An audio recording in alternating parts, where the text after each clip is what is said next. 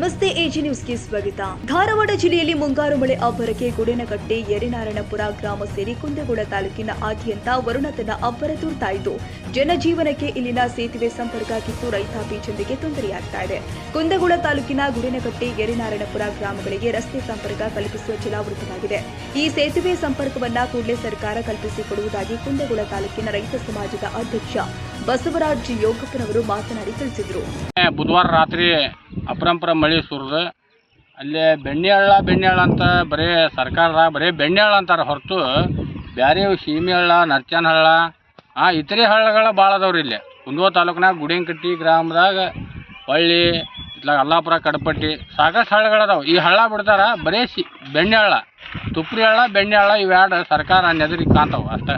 ನಮ್ಮೆಲ್ಲ ಕಾಣಲ್ಲ. ನಮಗೆಲ್ಲ ತುಸಾಲುಕ್ಷಣೆಗಳ್ರಿ. ಈಗ ನಿನ್ನೆ ಮಳೆ ಆಗಿ ಬಿತ್ತಿದಂಥ ಬೆಳೆ ಇಷ್ಟು ನಾಟಿಗೆ ಆಗಿದ್ದ ಅಲ್ಲೇ ನೀರಾಗ ತೇಲಿ ಹೋಗೈತಿ. ನಾವು ಯಾರ ಮುಂದೆ ಹೇಳೋಣ? ಅಷ್ಟು ಹಳ್ಳನ ಹೂಳೆತ್ತಿ ಕೊಡುವಂಥ ವ್ಯವಸ್ಥೆ ರಾಜ್ಯ ಸರ್ಕಾರ ಹಾಗೂ ಕೇಂದ್ರ ಸರ್ಕಾರ ಮಾಡ್ಬೇಕು. ಬರೀ ಬೆಣ್ಣೆಹಳ್ಳ ಅಂದ್ರಲ್ರಿ, ಬರ್ರಿ ನೀವು ಸೀಮೆಹಳ್ಳ, ನರ್ಚನಹಳ್ಳ, ಇನ್ನೂ ಅನೇಕ ಹಳ್ಳಗಳದಾವೆ. ಅವನ್ನೆಲ್ಲ ನೋಡಿಕೊಂಡು ಪರಿಶೀಲನೆ ಮಾಡಿ ನಮಗೆ ಯೋಗ್ಯ ಕ್ರಮ ಕೈಗೊಳ್ಳುವಂಥ ವ್ಯವಸ್ಥೆ ಮಾನ್ಯ ಜಿಲ್ಲಾಧಿಕಾರಿಗಳು ಮಾಡ್ಬೇಕು, ಮಾನ್ಯ ಮುಖ್ಯಮಂತ್ರಿಗಳು ಮಾಡ್ಬೇಕು, ಮಾನ್ಯ ಕೃಷಿ ಸಚಿವರು ಇದರ ಬಗ್ಗೆ ಗಮನ ಹರಿಸಿ ಅನ್ಯಾಯ ಆದ ರೈತರಿಗೆ ಶೀಘ್ರ ಪರಿಹಾರ ಕೊಡುವಂಥ ವ್ಯವಸ್ಥೆ ಮಾಡ್ಬೇಕು. ಉಚಿತ ರೈತರಿಗೆ ಈಗೇನು ಬಿತ್ತಿ ಹಾಳಾಗ್ಯಾರ ಮತ್ತು ಮಳೆಯಾಗಿ ಹಾಳಾಗ್ಯಾರ ಅಂತ ರೈತರಿಗೆ ಉಚಿತವಾಗಿ ಬೀಜ ಮತ್ತು ಅವರಿಗೆ ಬಿತ್ತಕ್ಕೆ ಅನುಕೂಲ ಮಾಡಿಕೊಡುವಂಥ ವ್ಯವಸ್ಥೆ ಮಾಡಿಕೊಡ್ಬೇಕಂತೇಳಿ ಈ ಮೂಲಕ ನಾನು ಸರ್ಕಾರಕ್ಕೆ ಒತ್ತಾಯ ಮಾಡ್ಕೊತೇನೆ.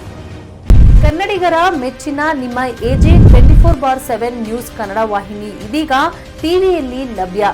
ವೇಳೆ ನೋಟಿಸ್ ಕೊಟ್ಟಿದ್ರೆ ವಾಪಸ್ ತಗೋತೀವಿ. ಇವತ್ತು ವಕ್ಫ್ ಪ್ರಾಪರ್ಟಿ ಅಂತೇಳಿ ಬರ್ತದೆ ಅಂತ ಹೇಳಿದ್ರೆ ರೈತರ ಬೀಜದ ಬದಲು ಏನ್ ಮಾಡ್ಬೇಕಾಗತ್ತೆ? ಯಾರು ವೋಟ್ ಹಾಕಲಿಲ್ಲ ಅಂದ್ರೆ ಗ್ಯಾರಂಟಿನೆಲ್ಲ ಸ್ಟಾಪ್ ಮಾಡ್ಬಿಡ್ತೀವಿ.